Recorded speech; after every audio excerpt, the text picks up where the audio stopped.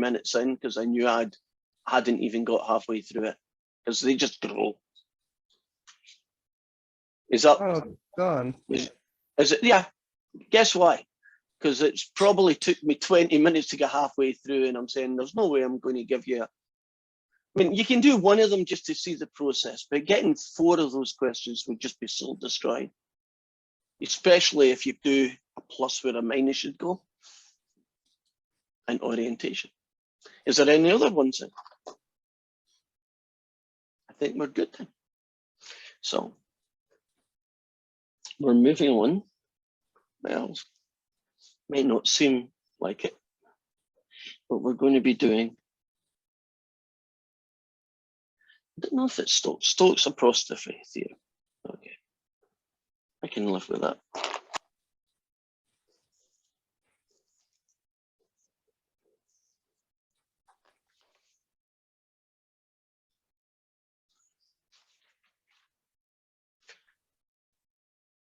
Now, Stokes'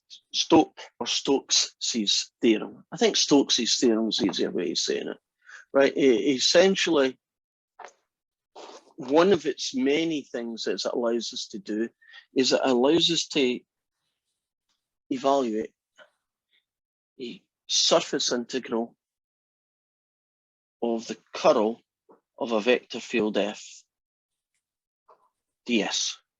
I have no idea in the world why you would want to do that, but evidently you can.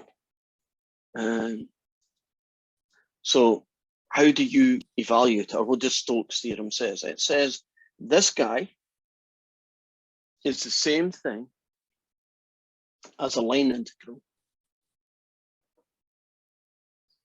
of f dr.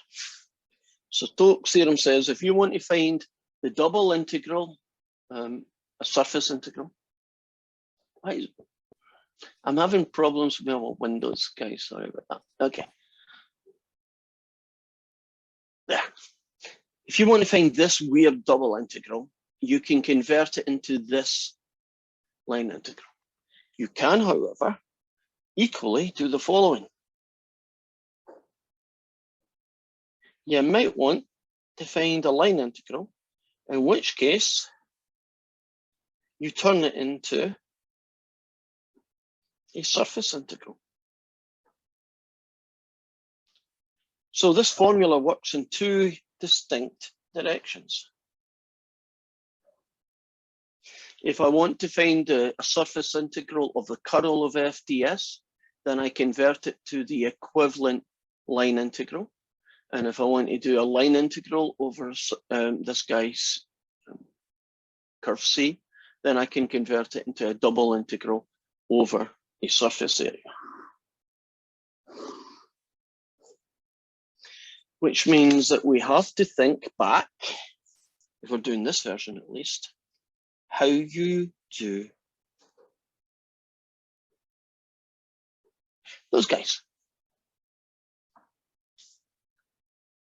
Now, F is going to be a vector field, so it's going to be P, Q, and R.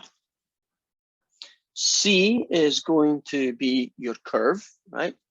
And your curve will be given eventually in its parametric form as R of t.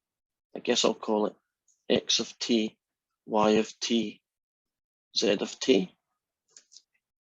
And what you do is you convert that into an integral from t equals a to t equals b. Instead of your f, you replace all of these. I'll just call it t, but essentially you replace that with all the x, y's, and z's that are in here with t's, t's, and t's. And then you do times, and you do the derivative of the curve dt.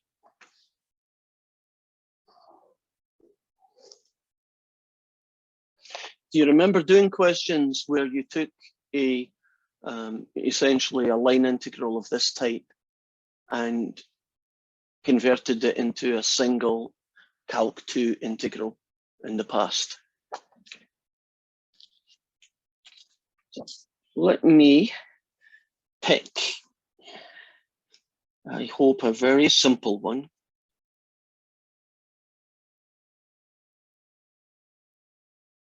That guy. Let's suppose that my curve is described by the parametric equation t 2t 1 minus t. I'll make it 1 minus t squared. And it's going to be from t equals 0 to t equals 1. So if I know this guy, I know that parametric equation of my curve is, and I know where my curve starts, where my curve finishes, then I should be able to calculate the line integral that they are talking about. So f is now going to become x, which is t, y, which is 2t, and x, y, and z. So x is t, y is 2t, and z is 1 minus t squared. So f is now going to be t,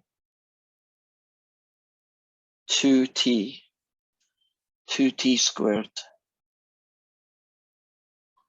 2t squared, take away 2t to the 4. Does that look good, guys? And r dashed of t is going to be 1, 2, negative 2t. And so this guy here is going to be the integral from 0 to 1 of t, 2t, 2t squared, take away 2t to the 4, dot product with 1, 2, negative 2t dt. So that's going to be the integral from 0 to 1. T times that guy gets you t. 2t times that guy. 2t squared, take away 2t to the 4 times that guy dt.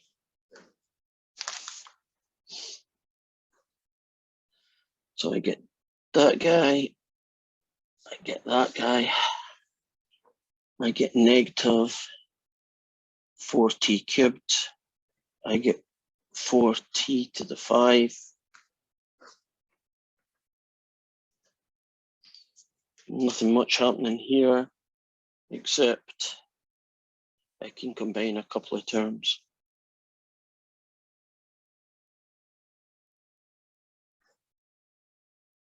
And at that point, I think the question's dead. Would you agree you just do some horrible integral?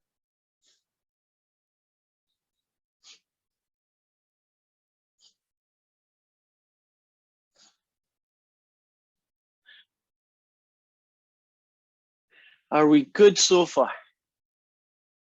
Right, now we haven't actually done one of these questions. All we've done is figure out how to do this bit, but we haven't done this question yet, right? So we need to work on that one. So let's pick question 1 because it's got the thing in front of me and at least I'll be able to keep track of what I'm doing.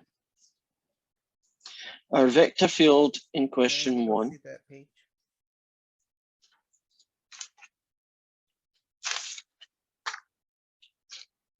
is the end part of it. The end part of it.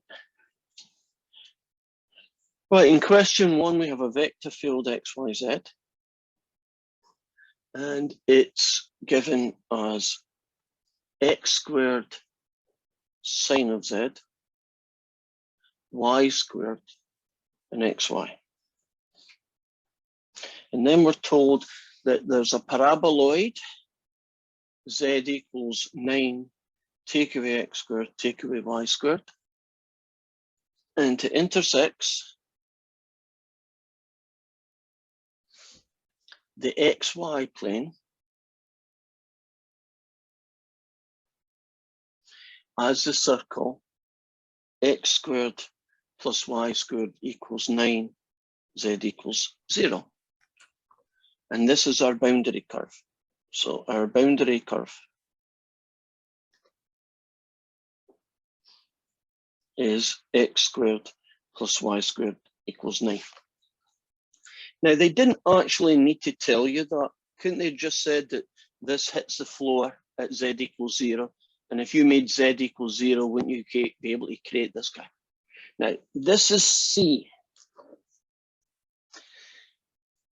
But we need it to be written down in its parametric form, right?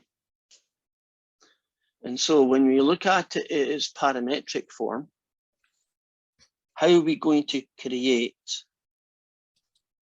what that guy looks like, right? Right. If it was polar, wouldn't you see x is r cos theta and y is r sin theta? Agreed? Now, this is x squared plus y squared equals 9. I am going to call it 3 sin t and 3 cosine t. And I'm going to say t goes from 0 to 2 pi. Would you agree that this would generate that circle? Now, couldn't I also have done 3 cosine t for x and 3 sin t for y? And wouldn't that also generate the circle?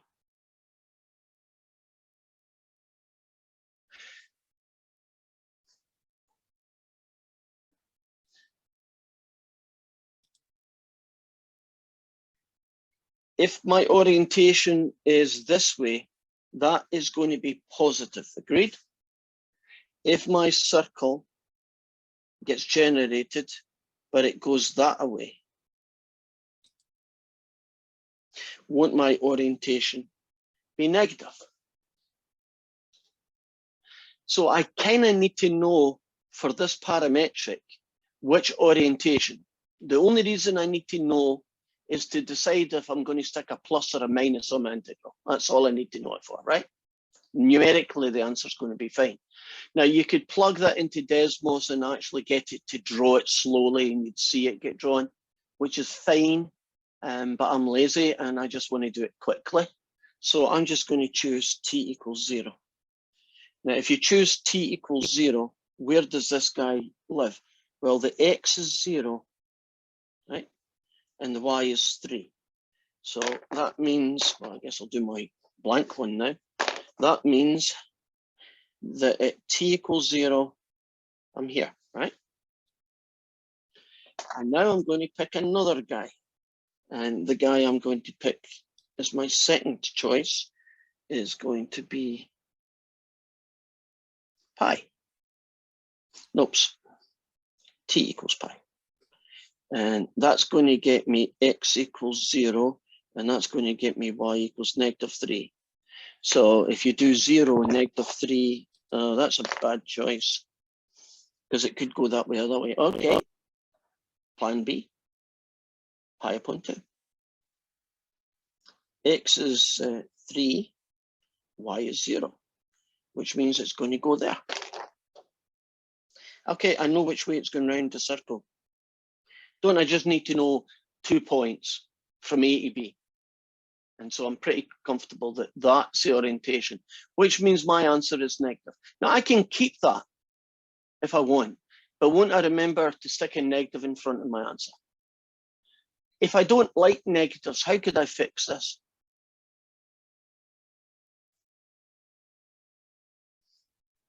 Change the limit on one of the integrands. Oh, you could, what, 2 pi to 0? Is that what you're thinking? Yeah, that's what I was thinking. Yeah, that would work.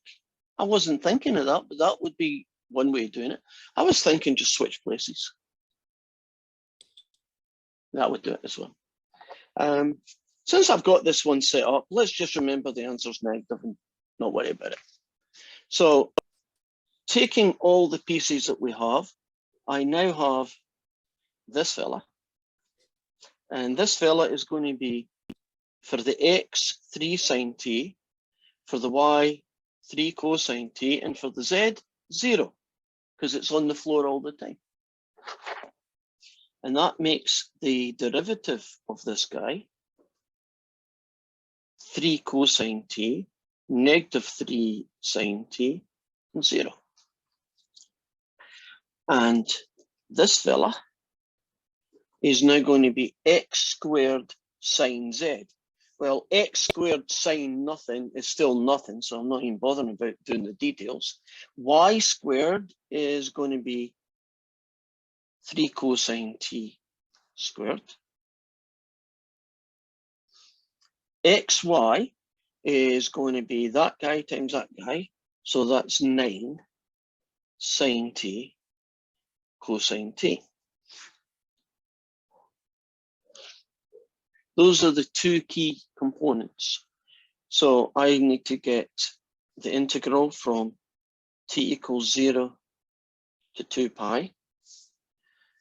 The dot product of these two fellas, dt. So it's going to be the integral from 0 to 2 pi. Dot product, 0 times that guy, 0. That guy is 9 cos squared.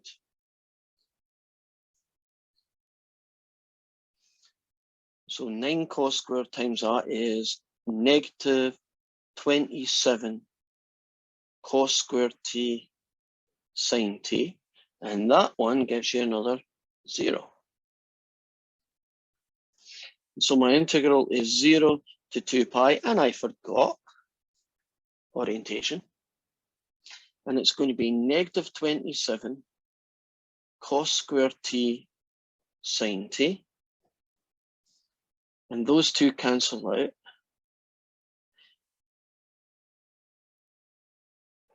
And the question's pretty much over with. That integral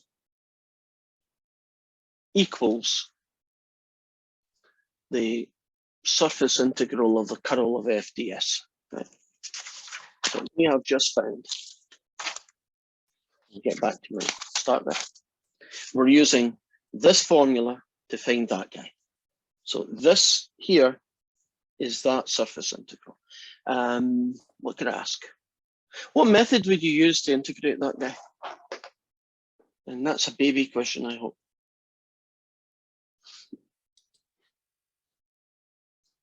U sub. Yeah. Cosine, off you go. Right, that was question 1. These are quite big. Question 2, another one of these curl guys. We're going to find the double integral, the surface integral of the curl of f ds. And this story, the vector field f is z e to the y, x cosine y, and x z sine of y. Okay. Now the surface S is a hemisphere, right? So it's half of a sphere. The sphere happens to be this guy. And y is greater than or equal to 0. So if I try and figure out what they're talking about here,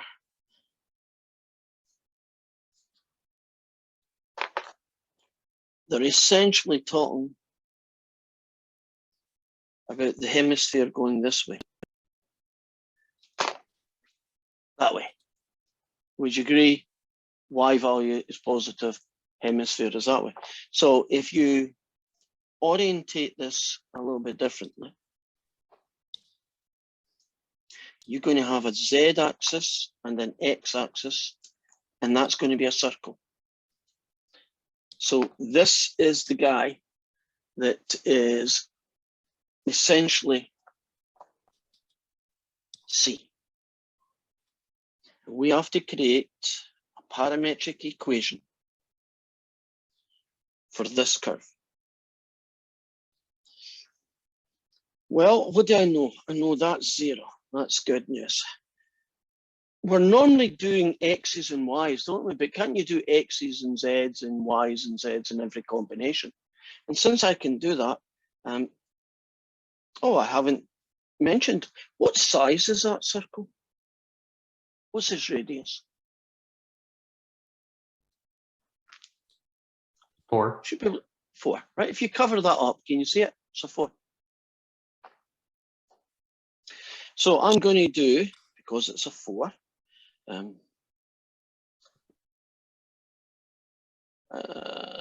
I did that. Let's go this way. That one will get me a positive orientation, which I'm happy about. So I now have R of t. It's 4 cosine t, 0, and a 4 sine t. And its derivative is going to be negative 4 sine t, 0, 4 cosine t. And that's good because I want him. And then if I take this fella, the F1, it's z e to the y. That's z e to the nothing, which is just z. And z is 4 cosine t. Now this one is x cosine of y. That's going to be x cosine of 0, which is just x. And x is negative 4 sine t. That's x. That's y. And this guy is xz sine y. Isn't the sine of 0 still 0? So you get 0 out of that.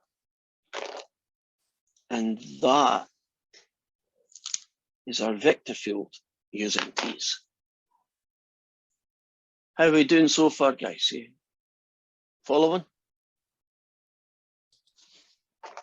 So if you want to find this surface integral,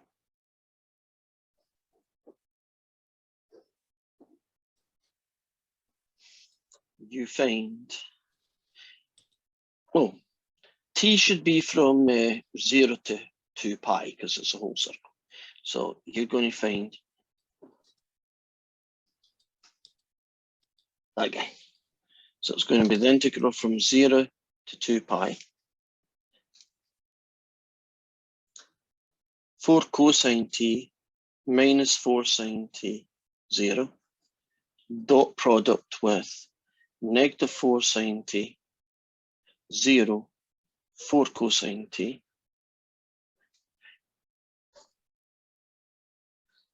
That guy times that guy gets you negative 16 sine t cosine t.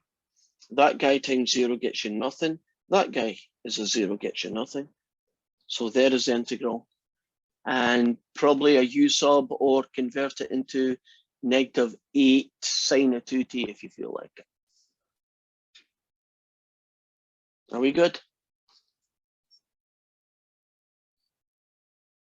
I have Any a question? Where Yes. did you get z equals 4t, 4 sine of t Where did I write that? at the very beginning? Oh, here. If you want to generate a circle, always use a combination of sines and cosines. So for a circle of radius 4, make one of them 4 cosine t and make one of them 4 sine t. Does it matter which one?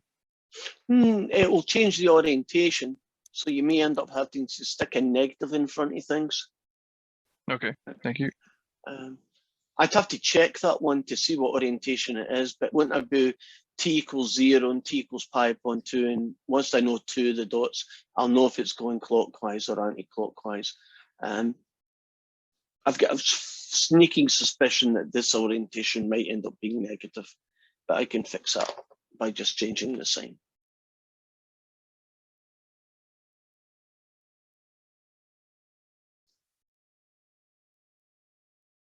How are we doing with this guy? Any questions? I don't know if that's a good sign or a bad sign. Let's find out. Let's use this version of Stokes' theorem. So we're now going to use Stokes' theorem to create a essentially a double integral, which means that I'm going to have to remind you how to get the curl of that guy.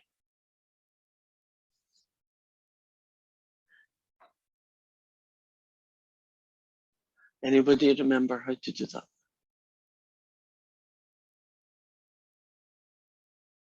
Okay. Isn't it the cross product of the PQR functions in the vector f and the derivatives of x, y, and z? Yes, it is. Now, just checking over here.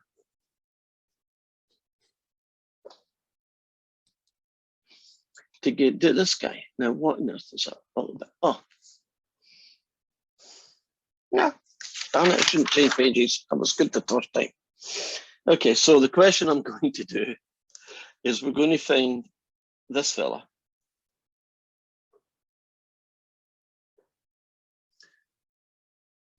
Our vector function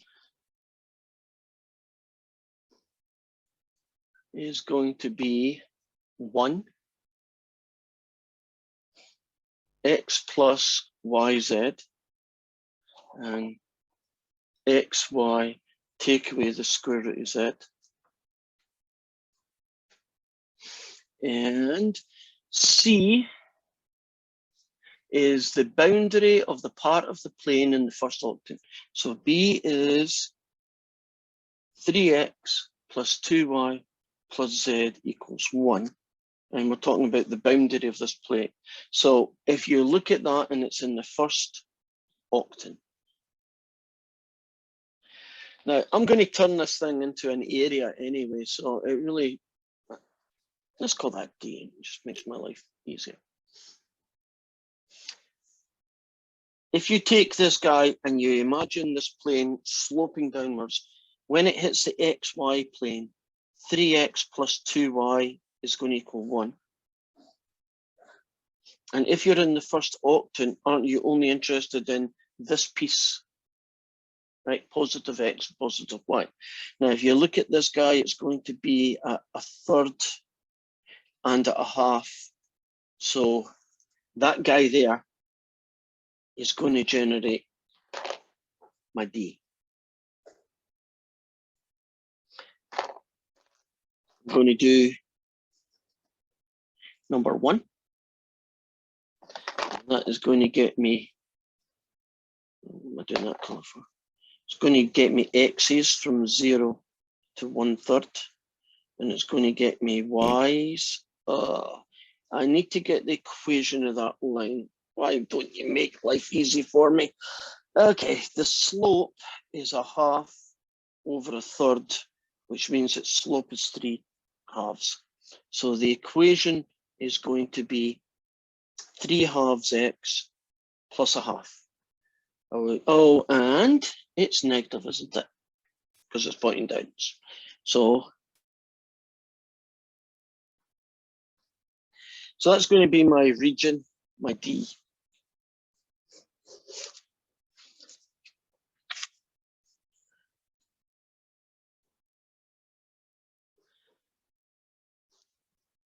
Can you remember the short notation using delta for the curl of f? Using the operator delta, the grad operator. Was it just the grad cross F? Agreed?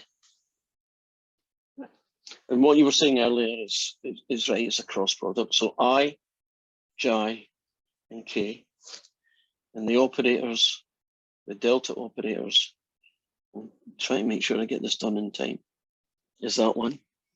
And P, Q, and R essentially goes here. Right. So what have we got? We got an I, we got a J, we got a K, we got this fella, this one, I'm writing down a lot more than you would typically want to do in a normal question. So 1, x plus y, z, and over here, x, y, take away the square root of z. So many i's, take away so many j's, plus so many k's. If we cover up this guy, we differentiate this expression with respect to y, which just gets you x. Take away this guy's derivative with respect to z, and that gets you y. So that's the first one. The middle one is this guy's partial derivative with respect to x, which is that guy, and take away nothing. And the last one is this guy's derivative with respect to x, which is 1, take away nothing. So it looks like we have an x minus y, a negative y, and a 1. Does that look good, guys?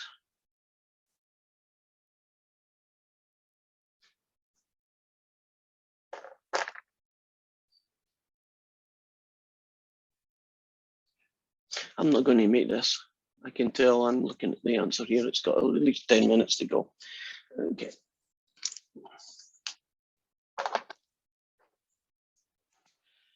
So for the time that we have left, you all should have received your report, your week 8 report.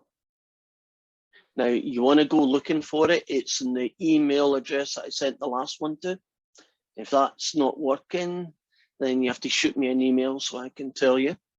If we look at the big picture, just looking this down right now, we are almost finished. In fact, we're probably, I would say, ahead of the schedule, because there's only one more section after this, which is 16.9, the divergence theorem.